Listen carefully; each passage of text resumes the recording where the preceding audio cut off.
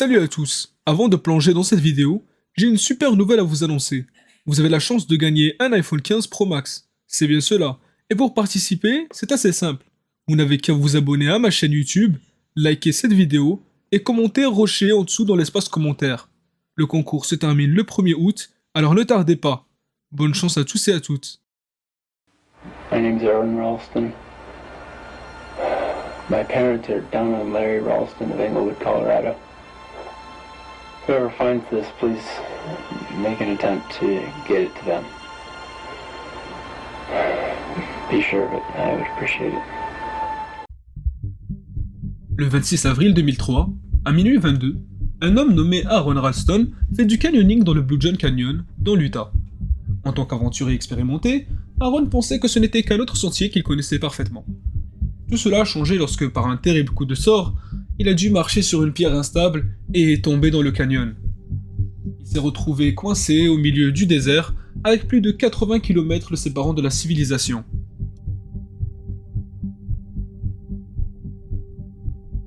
L'expérience éprouvante de Ralston commence lorsqu'il arrive au parc national des Canyonlands le 25 avril, juste un jour avant l'incident.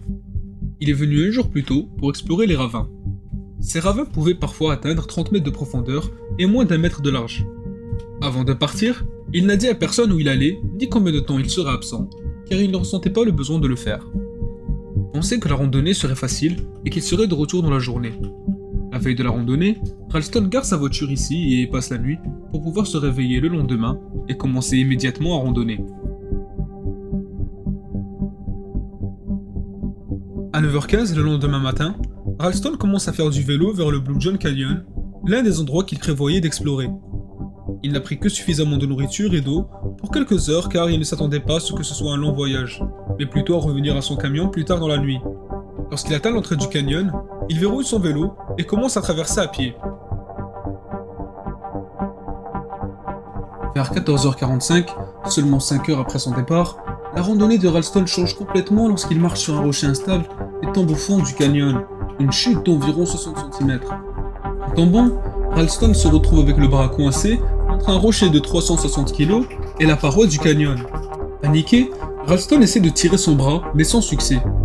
Après s'être quelque peu calmé, Ralston examine ses options. Il n'a aucun moyen de signaler sa position pour obtenir de l'aide, il est à 30 mètres en dessous du niveau du sol, il est à 32 km de la route pavée la plus proche, il n'a dit à personne où il allait, il faudra donc au moins quelques jours avant que les gens remarquent qu'il est porté disparu. Ralston se concentre alors sur sa survie jusqu'à ce que quelqu'un puisse le retrouver. Ensuite, il a très peu de nourriture, de burritos, une bouteille d'eau et quelques petites barres chocolatées. Enfin, il y a le problème de libérer son bras. Il n'a que quelques options. Il peut soit tailler le rocher avec le couteau de poche qu'il a emporté, tenter de déplacer le rocher de 360 kg seul, ou en dernier recours, couper son bras. Ralston a passé toute la nuit à tailler le rocher. Petit à petit, il a fait de son mieux pour éroder la roche qui emprisonnait son bras.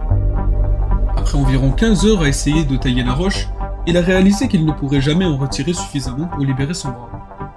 Avec cette prise de conscience, Ralston a dirigé son attention vers la deuxième option, déplacer le rocher de son bras. Il a fabriqué un système de poulies de fortune avec une corde qu'il avait emportée, mais avec seulement la force de son bras libre contre un rocher de 360 kg, la situation n'a pas changé et il est resté coincé. La santé physique de Ralston a également commencé à se détériorer car sa température corporelle devenait imprévisible en raison de la déshydratation. C'est à ce moment que Ralston a commencé à perdre espoir. Il commençait à manquer de nourriture et d'eau et a commencé à enregistrer des vidéos avec son caméscope. Ralston avait envisagé de se couper le bras depuis quelques heures déjà et cela semblait être sa dernière option.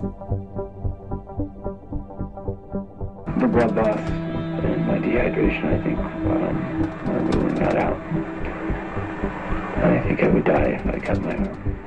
Le lendemain, après mûre réflexion, Ralston a sorti les outils dont il aurait besoin pour se couper le bras.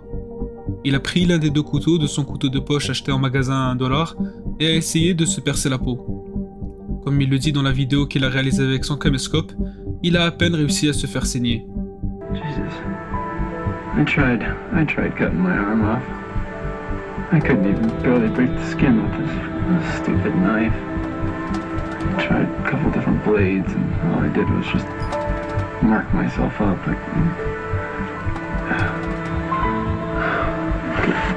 I'd even get any blood to draw. Après une autre nuit de vent froid, d'anxiété et de peur et de panique, Ralston a décidé de prendre au sérieux l'idée de se couper le bras. Au lieu d'essayer de couper avec un mouvement de scie, il a décidé de le poignarder. Une fois qu'il a réalisé que le couteau qu'il utilisait était trop émoussé pour couper l'os de son bras, il a décidé de mettre en suspense toute l'amputation. Ralston a estimé qu'il serait officiellement porté disparu le lendemain à midi et il croyait qu'il ne tiendrait pas jusqu'à ce que quelqu'un le trouve.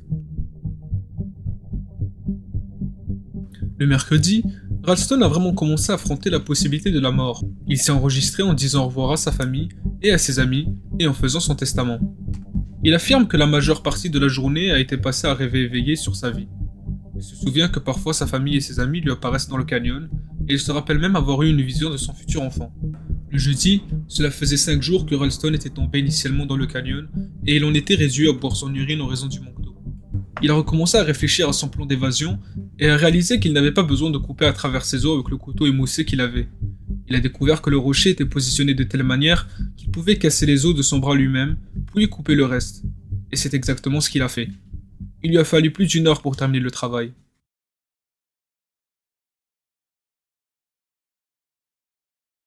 Enfin, après que Ralston eut coupé tout son bras, y compris les artères, les nerfs et les tendons, il recula en heurtant le mur derrière lui. Ce moment fut crucial pour lui, qu'il décrivait comme une renaissance avec l'esprit d'un homme adulte. Boom, and I wasn't even attached anymore, and I fell down like this, and I was free. Maintenant que Ralston s'était libéré du rocher, il lui restait à faire une randonnée hors du canyon et marcher tout le chemin jusqu'à son camion, à environ 13 km de l'endroit où il se trouvait. Malgré la perte de sang de sa main, Ralston se tira du canyon, descendit une falaise de 20 mètres et marcha environ 13 km jusqu'à ce qu'une famille en randonnée le trouve et alerte les autorités. Les secouristes ont atteint Ralston par hélicoptère 4 heures après l'amputation. Si l'intervention avait été retardée, Ralston serait mort des suites de la perte de son sang.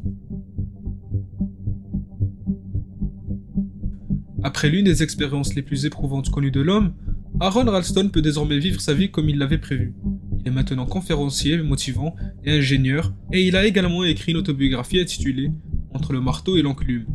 Son histoire a suscité un vif intérêt dans le monde entier, faisant de son livre un best-seller et le sujet d'un film à succès appelé « 127 heures ».